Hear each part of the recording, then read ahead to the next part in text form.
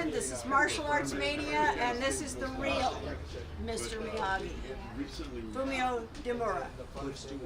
I grew up on Black Belt magazine and all those other magazines, and I'd read it cover to cover. You know, like you saw, my mom's sitting right over there. My mom, yeah, you. She also, you know, I wanted to quit martial arts. Yeah, you know, it's getting boring and I'm getting tired. You know, I was a brown belt, and she's like, why don't you get your black belt and then you can quit? You know, and so I was like, okay. And, you know, I tried to get out of stuff by, like I tried to fake having a bloody nose once, and I took a red marker and put it on some cotton, and I put it up my nose, and it turned pink, and she could smell the ink, and then my mom was master of the backhand, you know, and so my mom's this nice 87-year-old lady now, but I remember when she used to smoke and drove a Chevy Nova, which eventually Sonosa bought from her. So, you know, my mom had a cigarette in her mouth. She looked like the landlady from the Kung Fu Hustle, you know. And I said something, and all of a sudden, it was like, and like 3 days later, I think I woke up from the coma. You know, like, what happened? You know, but I learned from it. Anybody got anything? Yeah, when your mother backhanded you, did she lose a cigarette out of What she did is she switched it to the other side. So it went like this. She's driving with one hand. I said something. My mom went, whoosh, and then she went. And then there's a Japanese word that's called urusai, which means like shut up. And she's like urusai. You know? So she's very. I gotta check to see if my mom's got like a tattoo on her arm and a missing finger, because I know she worked for the Yakuza at one point in time. Ladies and gentlemen, let's give a standing ovation for Sensei Fumio Demura!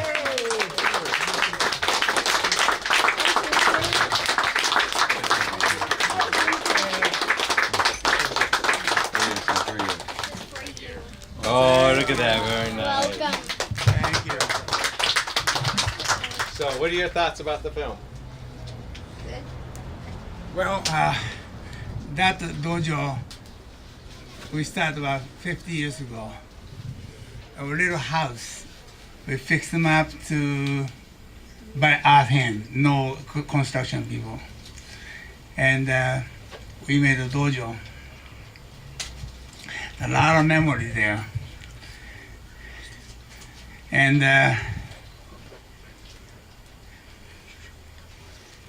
we had to move by domain. So I met twice this last 5 years. Finally, I got a new place. We stayed another 50 years. If I lived there. Unfortunately, my kidney died. So I do every night, 10 hours a day, dialysis. Yeah. So it's real tough, but still I survive, so. And you have any questions? Yes. I see you had Pat Morita as your guest, Mr. Miyagi, in the film, right? Did Ralph Macchio ever come out? Any of the under the cast? He called me a couple of times in the last five years. And he lived in the New York area. So Ralph. Yeah. Yeah. So a little tough to come up here. So. Okay.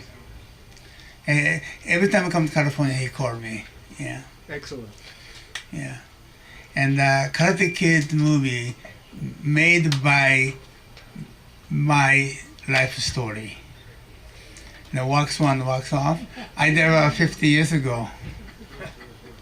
So a guy named Robert, he made the Karate Kid movie. What about the producer, Jerry? Jerry Weintraub? Yeah. Yeah. He was a nice guy. He was okay. And I'm a little bit bigger than the pad. So when the first time I have an interview, I don't get a job because I'm too big. But Pat Johnson was Pat Johnson. yeah, Yeah. he was coordinating. So he contacted Jerry Weintraub. Mm. And he told him, it's not the size, it's quality. So that's why I got a job, yeah. Then I find that Pat Monita was Miyagi. But he doesn't know karate, so that's why I started to do double. For 27 years. And Roger was his number two. Roger wasn't he double two? Roger, I can't remember his last name. Ito. Is it Roger Ito? Yeah, I think so. Yeah. Well, Jerry and I, we go switch around back and forth, back and forth. If I can make it, he does it. Yeah. Yeah. Well, I think probably later on the TV show, Roger was the double. Maybe. Yeah. Did he double you? Anything else? Sensei, Yes. where is your new dojo located? At Santa Ana. Yeah, near courthouse. 2 building. And in fact, the second floor, I can get up there. So I never go up there. But I think I want to make the my museum. Yeah, right now we have a plan to do that. Guy come up, estimate how much the cost to do that. It's a pretty big size. Yeah, about 1,000 square foot. Yeah. So I hope I can make it. They need to put it in the elevator or something. Yeah, but I have too many kids, so I don't know how to walk there.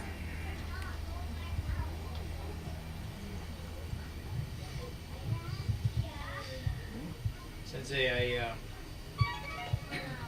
my wife was kind enough to buy me this for today, Yeah. and we also wanted to present you with one as well. So Oh, thank you for everything. That oh, you've thank done. you. Yeah.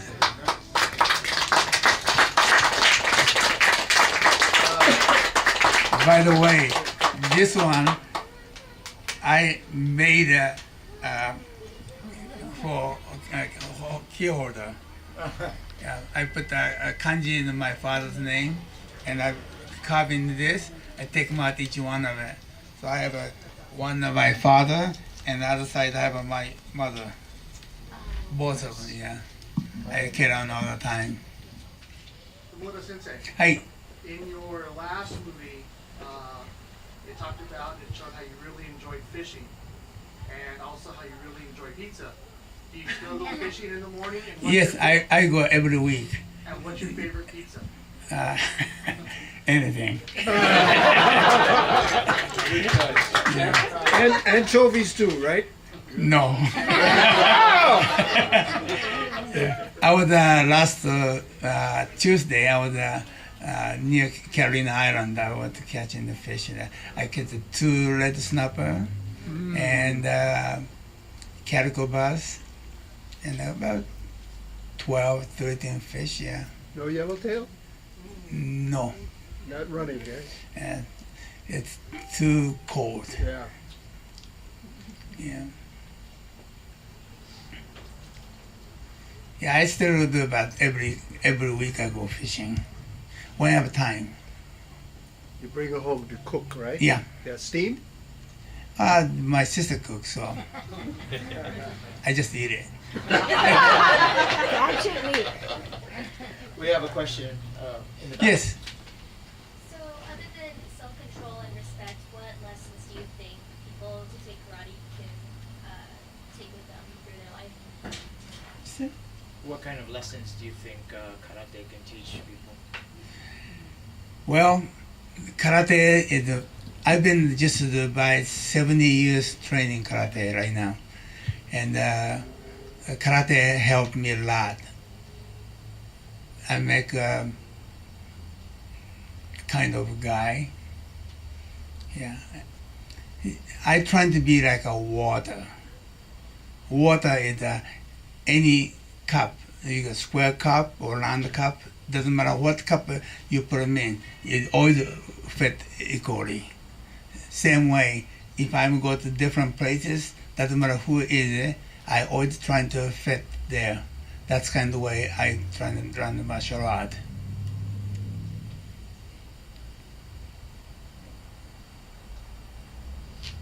Sensei, Hey. tell us how you got the job at the deer park. We were just talking about the Japanese deer park. Oh, well, Japanese Village Deer Park was one day. I have one guy tell me, "Hey, you want to go see the Japanese deer park?"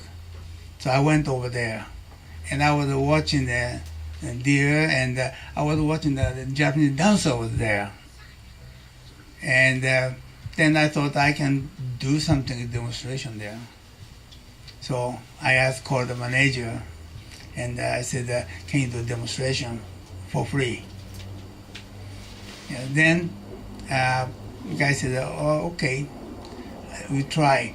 But beginning was not too bad, but everything, no people reaction. Because everything stopped here. Yeah, people don't understand.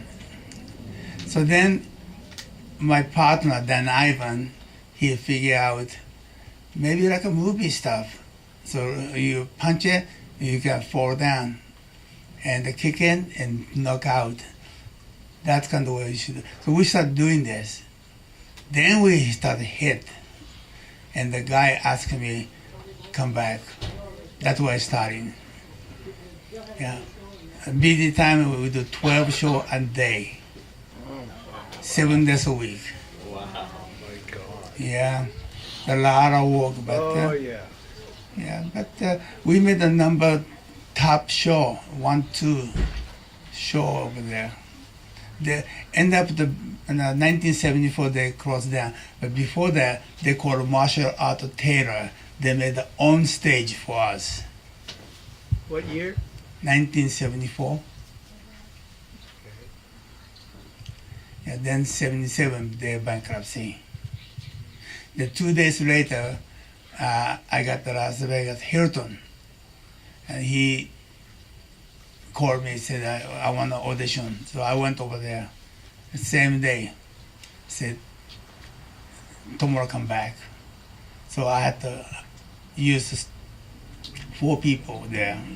I left over there, rent apartment, then left over there. I go back and forth every week. I go to drive up to Friday, Saturday, Sunday, 1 o'clock show finish, I go back home. Then next week again, same thing. Which hotel? The Hilton, The Hilton. Yes. Oh, the International. yes, On International Way, the convention center. yeah. That's why I started the show business.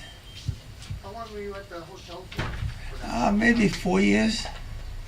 That was the one it was like a dinner show? Yeah, Like they had the forest and the rain. With round show, yeah. I remember. That time Pat Morita was with Red Fox. Yes. Yeah, he was doing that. Hacienda. That's why I met him, yeah. Yeah. Sahara. Hacienda. Yeah. I was there. I was at the Thunderbird. Oh, is that right? Yeah.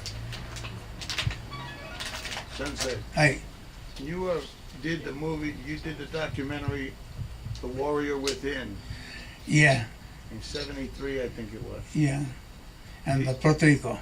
You look back at it now from who you were in the martial arts then and where the martial arts is now.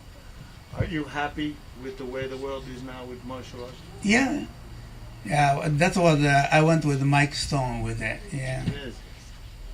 But anyway, with a running scene, and he have a little stage over, I'm going to put the camera behind. Yeah. I had to run there. Yeah. Mike step 2 step, I had to step 3. I was so tired. Sensei, I'm not from the karate discipline, so I just know a little bit of Jeet Kune Do. But is there anything different about the way you establish yourself here in California, or the way you've taught, your martial arts that you would change? Is there anything that you wish you'd done differently? I wish I can come a little earlier. Yeah, but Bruce Lee, he's a really intelligent guy, and we don't know how he died, but he sounds like he died same way I got the problems. Only difference is I fell down at the front of a hospital, so they put me in the emergency room. Even then, 95% I can survive. The Bruce Lee he was one day spend the night in the house. The next day he's dead. So I think he might have the same problem I have, it brain problem. He took medication the night before, Yeah. ibuprofen and a muscle relaxant. I was a Coumadin. Coumadin, yeah, it's a Yeah. heart thing. Yeah. Blood bleeding. Yeah. Yeah. How long to recover? And I get about 5 months coma, and then Oh my goodness. then I wake up, my left arm, left legs doesn't move. I can hold a pencil, but every night, even today, 10 hours a night I do diarist. I make the origami bird, but thousands I made it. I make the origami, then I take the old people home. I just give it to people there. Yeah. So my hand exercise. To keep the synapses firing. Yeah. And I go to Dojo, I yelling, screaming. That helped me.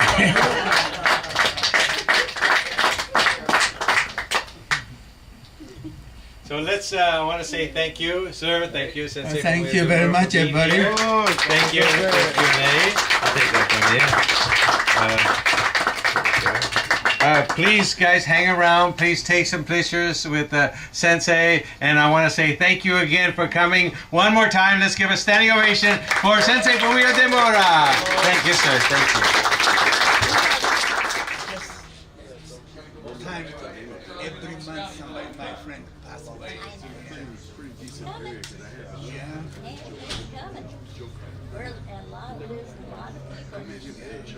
I see Shannon, Bruce Lee's daughter, Ted won. Oh. Yeah.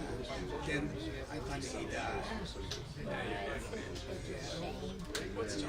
I wish they all could have had something like that, where they could share what they've done and how they achieved their goal and how they feel, As long as I live, I see every place is there. What do you think about it? Good. You're good. It's changed since God bless I you. was there. I love you. A lot of it. And then corporate came Okay. in with Consumer Corporation. Debbie's my niece. Oh, is that right? Changed the whole atmosphere. I came when she got her reward for being, making a show.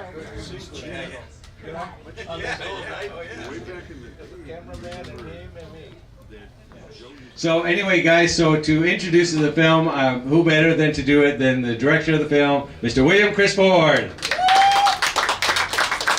Years ago, 45 years ago or so, I started taking karate under a man named Richard Robago, and that was where my most of my karate training had come from. Prior to me taking the karate from Sensei Robago, my parents had taken me to a place called Japanese Deer Park, and there was where I saw Sensei Demura and his karate team, and that was actually the first time I had seen karate performed live, and it was very inspirational, and it stuck with me really until today. This is our arigato, our thank you to Sensei, our love letter to his students, and anybody who is trained in traditional martial arts, we think will appreciate this film. It's a short film, 20 minutes, but it was made with a lot of love, and that being said, I'm gonna let this film speak for itself. But once again, Sensei, thank you so much for everything you've done. Thank you.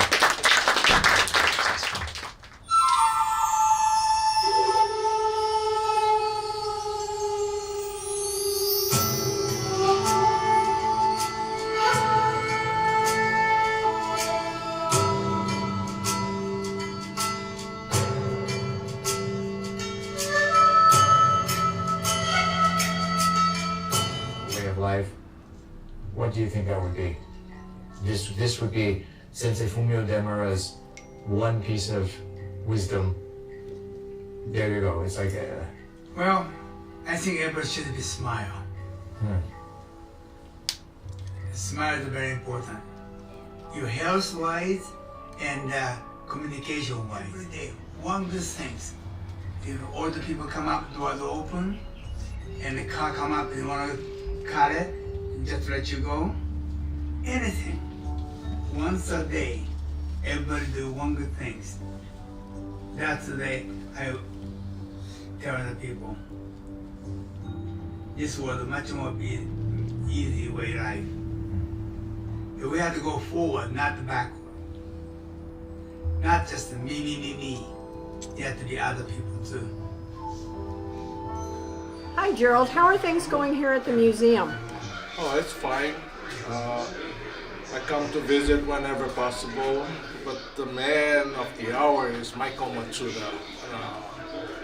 He works very hard, trying to improve the facility. The big secret right now is his involvement in finding a new place to house all this extra martial art history. But the gentleman works very hard. So yeah. Will you be at Dragon Fest this year? Yes, I will. I think you're actually one of the bigger attractions. Yeah. Even when I had it, it seemed like I was using it for a reunion more than anything else. I see the guys maybe once a year. Some of them I run into on projects, movie projects or interviews. But now that Michael took over, he has his itinerary set up so that there's extra activities. He's expanded to like 3 days this coming year, so there's a lot of good things happening. And like I said, for me, it's a big reunion. He's nice enough to include me every year. You were the originator, weren't you? Well, I'm the founder, but he's the new guy. You have to give that much credit to Michael Matsuda. I mean, he is trying to put Dragon Fest way up there, and expand it to accommodate all martial artists, all martial arts of all type. So he just used one word. It is the martial arts. It is us. So yes, and we're always looking for funding. Donations, Okay. So if anybody needs to get rid of $7 million, we know a place where you can drop it off. I've always said if I win that big lottery, I'll be supporting the museum in big ways. Thank you very much. Thank you.